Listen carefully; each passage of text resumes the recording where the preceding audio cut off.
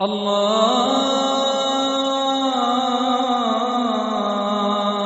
أكبر الله أكبر الله أكبر الله أكبر.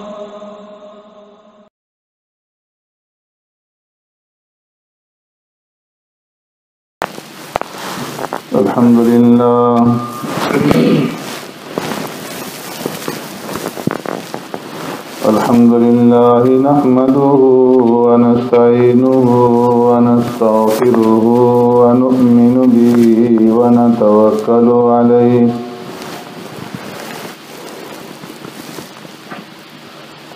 ونعوذ بالله من شرور أنفسنا ومن سيئات أعمالنا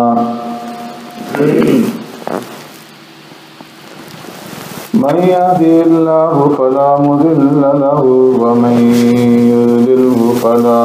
هادي له ونشهد أن لا إله إلا الله وحده لا شريك له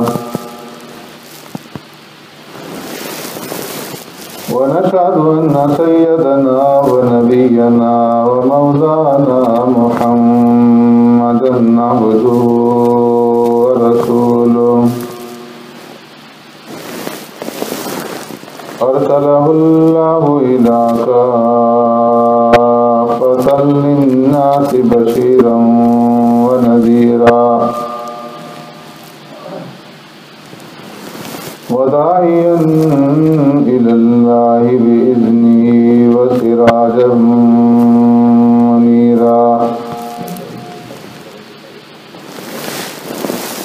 أما بعد فقد قال الله تبارك وتعالى في القرآن المجيد والفرقان الحميد. أعوذ بالله من الشيطان الرجيم. بسم الله الرحمن الرحيم. يا بني أقم الصلاة وأمر بالمعروف وانهى عن المنكر واصبر على ما أصابك إن ذلك من عزم الأمور. صدق الله مولانا العظيم. يا رب صل وسلم دائما أبدا على حبيبك خير الخلق كلهم. هو الحبيب الذي ترجى شفاعته لكل هول من الأهوال مقتحم.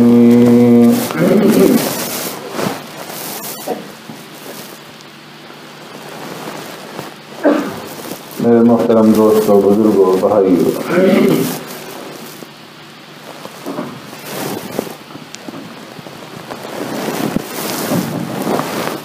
گزشتہ جمعہ میں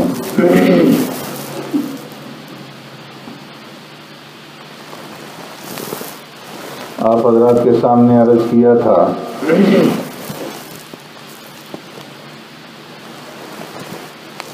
کہ اللہ تبارک و تعالی نے انسان کو تمام مخلوقات کا نمونہ بنایا ہے، اس لیے انسان کے اوپر یہ فریضہ عائد ہوتا ہے کہ وہ نمونہ کائنات ہونے کے اعتبار سے حق تعالی شانہ کی عبادت کرے، اور عبادات میں اللہ نے پھر مسلمانوں کو ایسی عبادت نماز کی صورت میں عطا فرما دی کہ جس میں کائنات کی ہر ایک چیز کی نماز شامل ہے، اور جو صحیح معنی میں عبادت کہلانے کے لائق ہے وہ صرف نماز ہے، کہ جو اپنی ذات کے اعتبار سے، اپنی حقیقت کے اعتبار سے عبادت ہے، اور جس میں درختوں جیسا قیام بھی موجود ہے، اور جانوروں جیسا رکوع، حشرات الارض جیسا سجدہ، پہاڑوں جیسا قاعدہ، فرشتوں جیسی صف بندی، اور سورج اور چاند جیسی گردش، اور جنت اور دوزخ جیسی دعائیں، یہ ساری نمونے نماز کے اندر موجود ہیں۔ پھر فرشتوں کی عبادات کی جو مختلف حیتیں ہیں، کوئی قیام میں، کوئی رکوع میں، کوئی سجدے میں، کوئی دعا میں، وہ بھی نماز کے اندر موجود۔ اور پھر اللہ رب العزت نے گزشتہ امتوں کو جو نماز کی مختلف صورتیں عطا فرمائی، نماز کی وہ شکل و صورت جو اللہ نے اس امت کو عطا فرمائی ہے، پہلی امتوں کے اندر نہیں تھی۔ پہلی امتوں میں سے کسی کو صرف قیام کی عبادت دی گئی، کسی کو رکوع کی عبادت دی گئی، کسی کو سجدے کی عبادت دی گئی۔ اللہ رب العزت نے پہلی امتوں اور پہلی اقوام کی ساری عبادتیں بھی نماز کے اندر جمع فرما دی، اور پھر نماز جیسی عبادت جو اللہ نے اس امت کو عطا فرمائی تو اس وقت عطا فرمائی جب اپنے محبوب صلی اللہ علیہ وسلم کو معراج پہ بلایا، اور معراج کے موقع پہ خاص تحفہ جو اللہ نے عطا فرمایا وہی نماز کا تھا، کہ جس کے بارے میں فرمایا کہ الصلاۃ معراج المؤمنین، کہ یہ نماز ایمان والوں کی معراج ہے، کہ جب ایمان والے نماز ادا کریں گے اور سجدہ کریں گے تو انہیں اللہ کا قرب حاصل ہوگا، معراج حاصل ہوگا۔ ابتداءً اللہ نے 50 نمازیں عطا فرمائیں۔ موسیٰ علیہ السلام کے پاس سرکار دو عالم صلی اللہ علیہ وسلم کا گزر ہوا، پوچھا کیا لے کر کے آئے؟ فرمایا اللہ نے 50 نمازیں میری امت پر فرض فرمائی ہیں۔ ارشاد فرمایا کہ واپس جائیں اور اللہ سے تخفیف کا سوال کریں۔ آپ کی امت 50 نمازیں ادا نہیں کر سکے گی دن رات میں۔ آپ صلی اللہ علیہ وسلم واپس گئے، تخفیف کا سوال ہوا، 5 کم ہوئی، پھر آئے، پھر گئے، یہاں تک کہ 9 مرتبہ آنا جانا ہوا۔ 45 نمازیں اللہ نے معاف فرما دی، 5 کو باقی رکھا، اور فرمایا کہ اے محبوب صلی اللہ علیہ وسلم یہ 5 نمازیں ہیں لیکن ثواب جو ملے گا وہ 50 ہی کا ملے گا۔ ما یبدل القول لدی، ہمارے ہاں بات تبدیل نہیں ہوتی، جو بات ہم نے پہلے کہہ دی وہی بات ہے۔ آپ کی امت 5 نمازیں ادا کریں گی لیکن ثواب جو ہے وہ 50 ہی کا ملے گا۔ پھر آئے، حضرت موسیٰ علیہ السلام نے پوچھا کتنی رہ گئی؟ ارشاد فرمایا کہ 5۔ فرمایا کہ مجھے بنی اسرائیل کا تجربہ ہے، واپس جائیں اور تخفیف کا سوال کریں۔ آپ صلی اللہ علیہ وسلم نے ارشاد فرمایا کہ اتنی مرتبہ آنا جانا ہو گیا کہ اب مجھے شرم آتی ہے، اور اب مزید جو ہے میں تخفیف کا سوال نہیں کر سکتا۔ تو اللہ نے یہ انعام عطا فرمایا اس امت کے لیے نماز کی صورت میں کہ دن رات میں 5 نمازیں ادا کریں اور ثواب جو ہے وہ 50 ہی کا وصول کریں، اس سے بڑا انعام کیا ہو سکتا ہے؟ لیکن اس کے اندر بھی آج جو ہے ہم ان نمازوں کو اپنے لیے بوجھ سمجھتے ہیں، اور یہ جو 5 نمازیں اللہ نے پیارے پیغمبر صلی اللہ علیہ وسلم کی امت کو عطا فرمائی اور باقی رکھی، فجر، ظہر، عصر، مغرب، عشاء، فرمایا ان کی پھر اپنی ایک اہمیت ہے کہ جو مختلف انبیاء علیہ السلام نے مختلف اوقات میں نمازیں ادا کی، اللہ نے وہ اس امت کے اوپر فرض فرما دی۔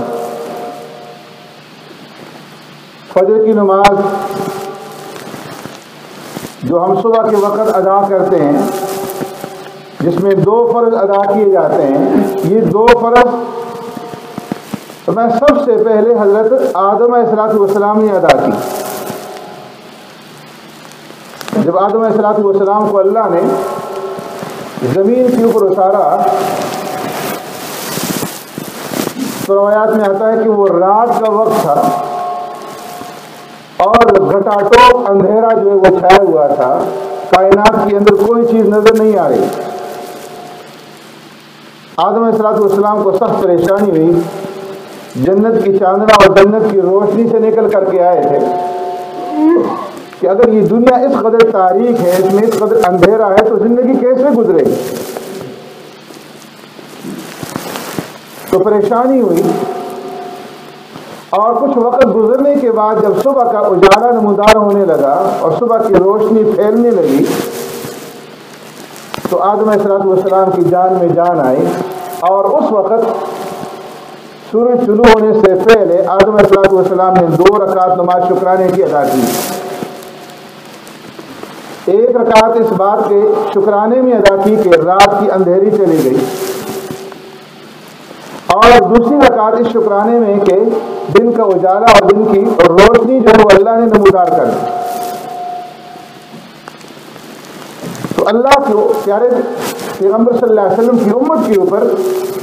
جو فجر کی نماز عطا فرمائی، وہ آدم علیہ السلام کی وہ نماز جو سب سے پہلے انہوں نے ادا کی۔ اور ظہر کی نماز جب ادا کرتے ہیں،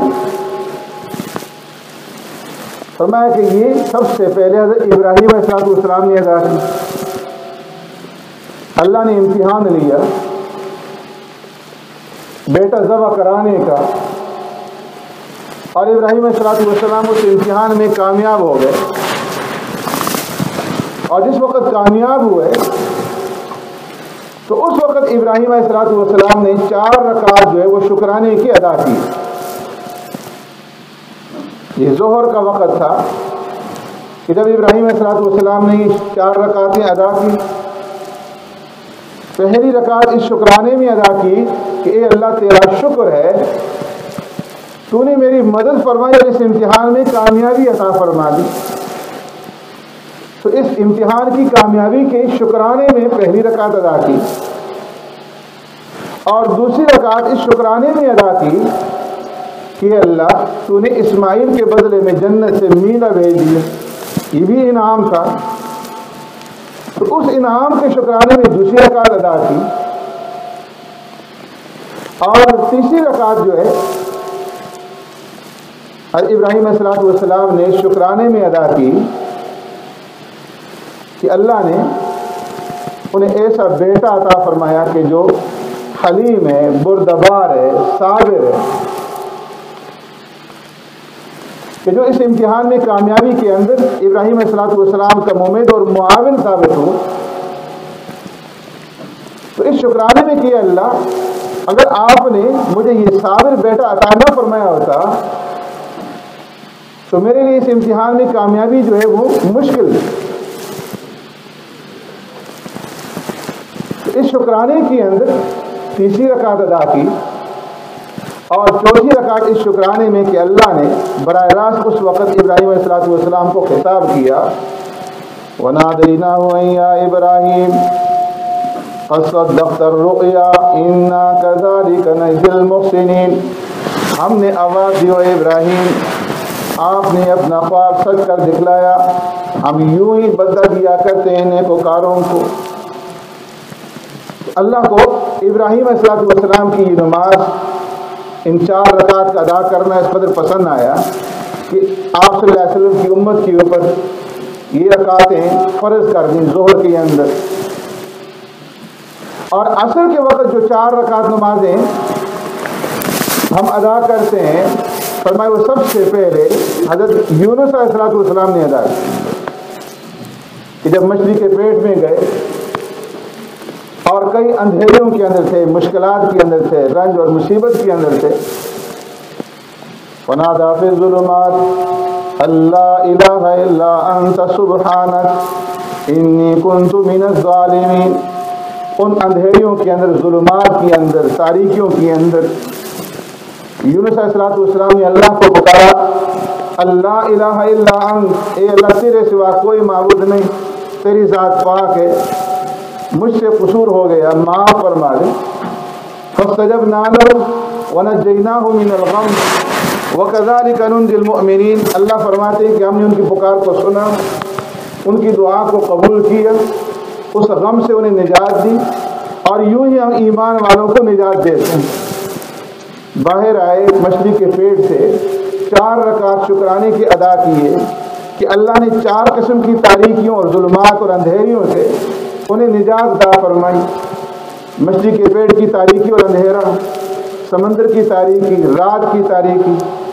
اور بادلوں کی تاریکی،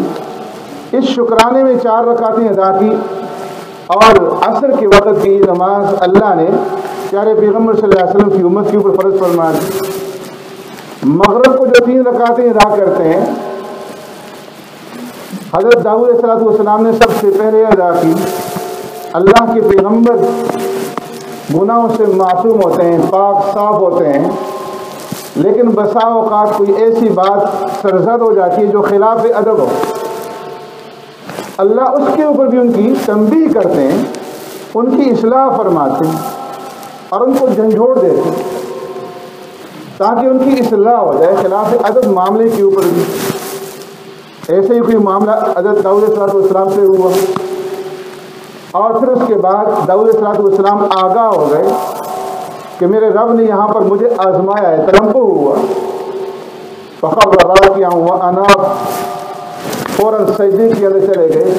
فغفرنا لہ، اللہ سے استغفار کرنے لگے، معافی مانگی، اللہ نے معاف فرما دی۔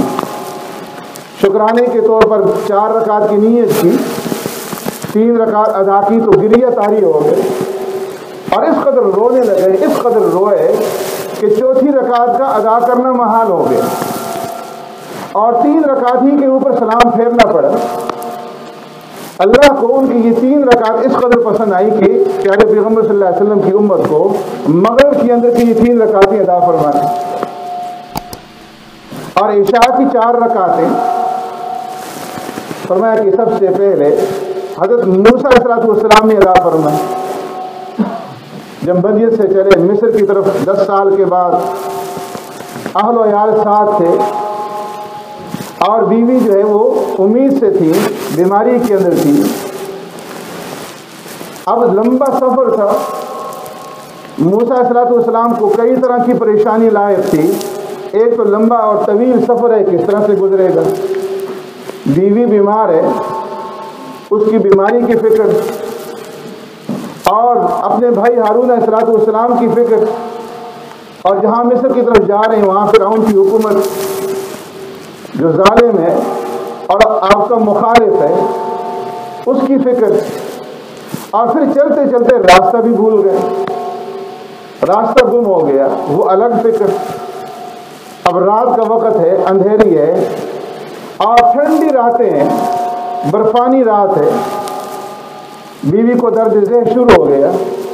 موسیٰ علیہ السلام کے پاس آگ نکالنے کے لیے جو چکماق کا پتھر تھا اسے رگڑا، آگ نہیں نکلی، پریشان ہوئے۔ ایسے میں موسیٰ علیہ السلام نے دیکھا کہ کوہ طور کے اوپر جو ہے وہ آگ جل رہی۔ جب آگ کو دیکھا تو اہلیہ سے فرمانے لگے انکسوا انی آنست نارا لعلی آتیکم منہا بقبس او اجد علی النار ہدا، کہ تم یہاں پر ٹھہرو، میں نے آگ دیکھی ہے، میں جاتا ہوں، لعلی آتیکم منہا بقبس، شاید میں آگ کا شعلہ لانے میں کامیاب ہو جاؤں، او اجد علی النار ہدا، یا آپ کے پاس کوئی رہنما، کوئی ہادی موجود ہو جو ہمیں راستے کے بارے میں بتا دے، راستے کا پتہ بتلا دے اور ہمیں راستہ معلوم ہو جائے۔ بیوی کو وہاں پہ چھوڑ کر کے کوہ طور پہ تشریف لے جاتے ہیں۔ فلما اتاها نودي يا موسى إني أنا ربك فاخلع عليك إنك بالواد المقدس طوى وأنا اخترتك فاستمع لما يوحى إنني أنا الله لا إله إلا أنا فاعبدني وأقم الصلاة لذكري۔ وہاں پہنچتے ہیں تو اللہ کی طرف سے خطاب ہوتا ہے، اے موسیٰ میں تمہارا رب ہوں، الہ ہوں، میرے سوا کوئی الہ نہیں، فاعبدنی، اے موسیٰ میری عبادت کیجیے، اور وَأَقِمِ الصَّلَاةَ لِذِكْرِي، میری یاد کے لیے نماز قائم کیجیے۔ اللہ نے نبوت عطا فرما دی۔